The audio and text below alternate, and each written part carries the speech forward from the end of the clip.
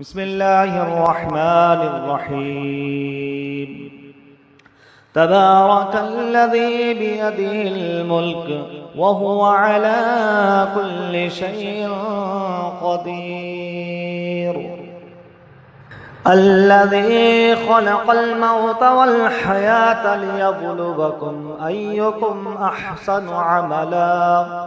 وهو العزيز الغفور الذي خلق 7 سماوات طباقا ما ترى في خلق الرحمن من تفاوت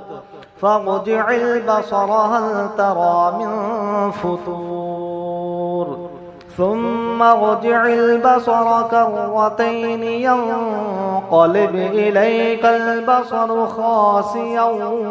وهو حسير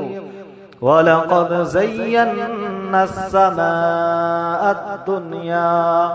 بمصابيح وجعلناها رجوما للشياطين واعتدنا لهم عذاب السعير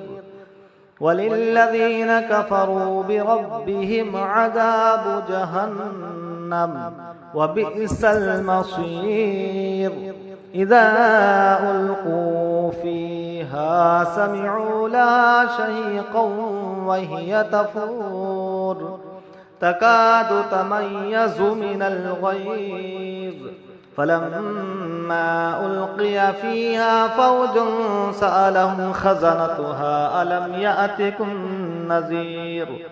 قالوا بلى قد جاءنا نذير فكذبنا وقلنا ما نزل الله من شيء إن أنتم إلا في ضلال كبير وقالوا لو كنا نسمع أو نعقل ما كنا في أصحاب السعير فاعترفوا بذنبهم فسحقا لأصحاب السعير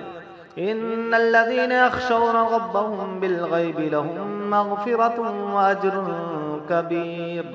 وأسروا قولكم أو اجهروا به إنه عليم بذات الصدور ألا يعلم من خلق وهو اللطيف الخبير